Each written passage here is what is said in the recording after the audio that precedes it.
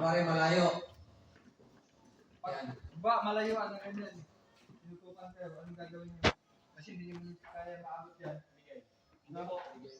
Kausapin niyo muna. Kausapin niyo, mga pag-iisip kayo.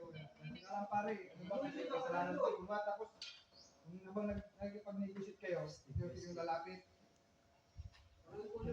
Pero yung mata mo, doon lang, saka dito, yung trigger.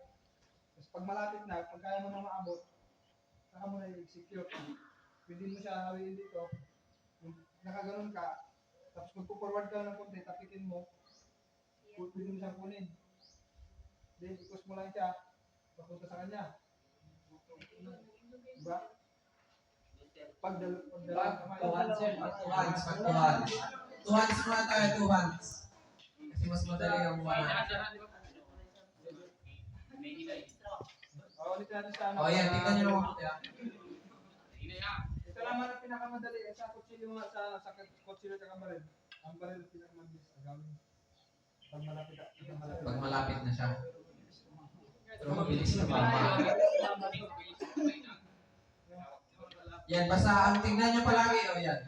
Tignan nyo. Tignan nyo yung ano. Hawik ng konti para kahit pumutok na siya, lumampas na. Pero dito ka na, nakapasok ka na sa kanya. Okay lang mabingit. So, pag hawak mo dito, hawakan mo na yun. Sa isang kamay mo, pasok mo na dito. Itulungan mo na yung pababa. Hawik. Hawik lang. Push mo lang pababa. Bunod. Dana talaga siya. Kasi, kahit malakas yan, dito talaga yan. Kasi ang daliri niya pag nakapasok mo dito. Maingit na yun.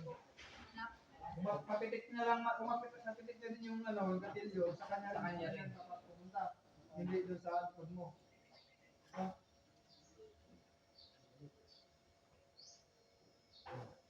Una.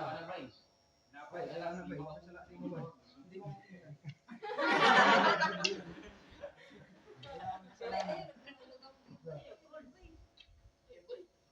Hawik. Pasok dito sa kanya, forward ka lang. Paghawak mo, tingnan nyo lang yung kamay. No? Kailangan yung kamay mo, dito na rin sa ilalim. Tapos ang isa, naka-suporta dito sa trigger sa daliri niya. No?